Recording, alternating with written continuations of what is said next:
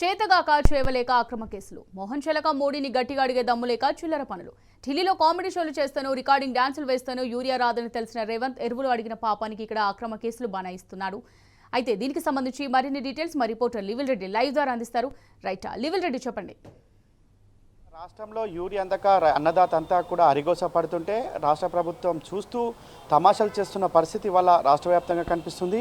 గత 25 రోజుల నుంచి కూడా ఎక్కడ కూడా యూరియా దొరకక అర్ధరాత్రి అపరాత్రి తేడా తెలియకుండానే పడిగాపులు కాస్తున్న పరిస్థితి వల్ల రాష్ట్ర వ్యాప్తంగా కనిపిస్తుంది. దాన్ని అక్షరాల ఏదైతే వాస్తవాన్ని నిక్కచ్చిగా కవర్ చేస్తున్న టీ న్యూస్పై అక్కసు వెళ్ళగక్కుతుంది ప్రభుత్వం. ఈ నేపథ్యంలోనే ఇవాళ అనేక సందర్భాల్లో యూరియా కోసం పడుతున్న రైతుల తపనను, రైతుల ఆరాటాన్ని, రైతుల పోరాటాన్ని టీ న్యూస్ వేదికగా అనేక సందర్భాల్లో చూపించింది. అయితే ఇవాళ టీ న్యూస్ను అణగదొక్కే ప్రయత్నం చేస్తున్న ఈ దుర్మార్గమైన ప్రభుత్వం అని చెప్పేసి కూడా ఇవాళ జర్నలిస్ట్ సంఘాలు మండిపడుతున్నాయి.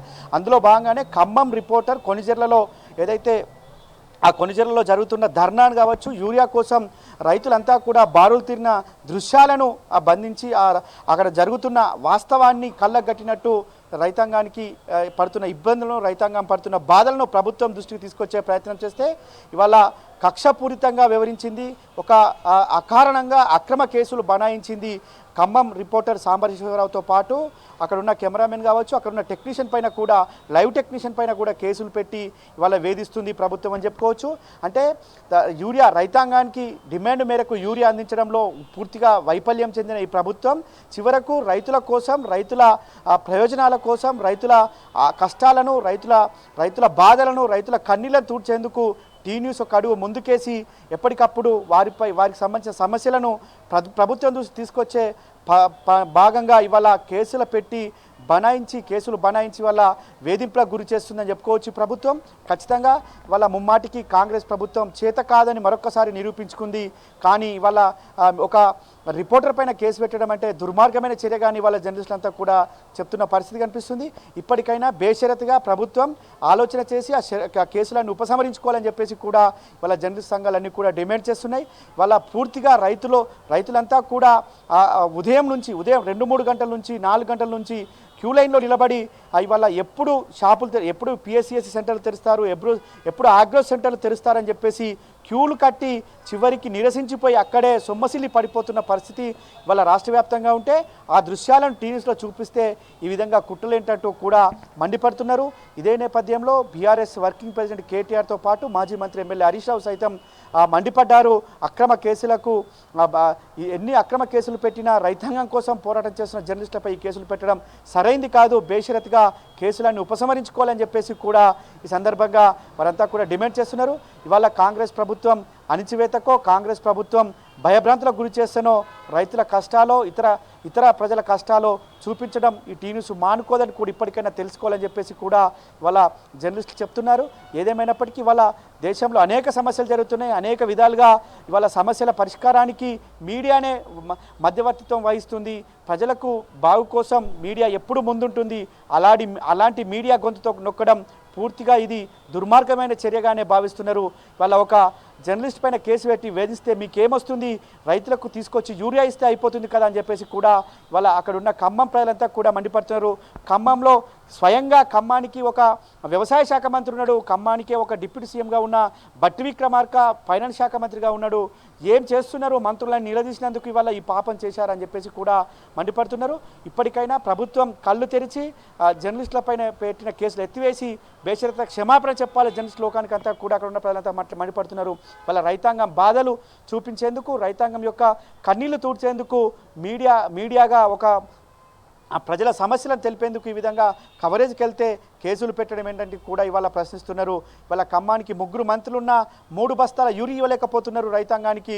ఇవాళ ఇప్పటికే దాదాపు 20 రోజుల పంట అయింది, ఇంకెప్పుడు ఇస్తారు మాకు ఎరువులు, ఇంకో 10 రోజులైతే మా పంట కాలమే అయిపోతుంది, సకాలంలో ఎరువులు లేకపోతే పంట దిగుబడి కూడా రాదు అని అలాంటి తరుణంలోనే రైతులు రోడ్డెక్కారు.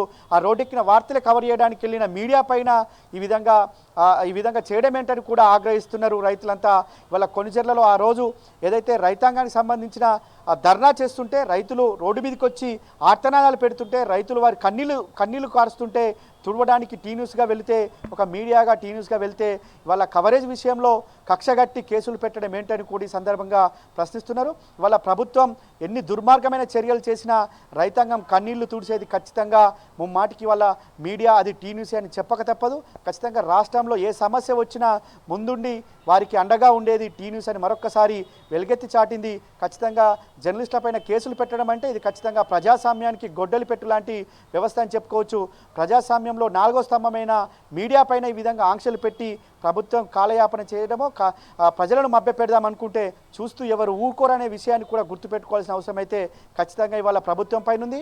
ఈ విధంగా కేసులు పెట్టి భయభ్రాంతులకు గురి చేస్తే ప్రజలు ఊరుకుంటారనుకుంటే ఇది మూర్ఖత్వపు చర్య తప్ప ఇంకోటి కాదు. వాళ్ళ ఒక మీడియాను అణిసివేసే కుట్రగా భావిస్తే ఇంకో మీడియా వస్తుంది, ఇలా అనేక మీడియాలు పుట్టుకొస్తాయి, ప్రభుత్వాన్ని ఎప్పుడు ప్రశ్నిస్తూనే ఉంటాయి. కానీ వాళ్ళ టీ న్యూస్ పైన చర్యలు ఏదైతే కేసులు పెట్టి టీ న్యూస్ రిపోర్టర్ పైన కావచ్చు, టెక్నీషియన్ పైన కావచ్చు, కెమెరా పైన కావచ్చు పెట్టిన కేసులు ఏవైతే ఉన్నాయో ఖచ్చితంగా ఇది ఆ మీడియాను భయపెట్టేందుకు పెట్టిన కేసులుగానే భావించాల్సి వస్తుంది. ఖచ్చితంగా రైతాంగానికి అదే సోయి ఉంటే రైతాంగానికి ఎందుకు ఎరువులు ఇస్తలేరు, రైతాంగానికి కావాల్సిన యూరియా ఎందుకు సప్లై చేయలేకపోతున్నారు, దానికి సమాధానం చెప్పాలి. కానీ వాళ్ళ మీడియా పైన కేసులు పెడితే ఏమొస్తుందంటూ కూడా వాళ్ళ ఖమ్మం రైతులంతా కూడా ఆగ్రహిస్తున్న పరిస్థితి కనిపిస్తుంది. ఖచ్చితంగా ముమ్మాటికి ఇది ప్రభుత్వానికి చేతకాక ఈ విధమైన అడ్డదారిలో పోయి ఇవాళ ఎవరైతే రైతాంగం కోసం రైతుల కన్నీళ్లు తుడవడం కోసం పనిచేసిన వారిపైన ఇవాళ కేసులు పెట్టడం అంటే ఖచ్చితంగా ఇది ప్రజాస్వామ్యంలో ఒక చీకటి రోజుగానే అభివర్ణించవచ్చు.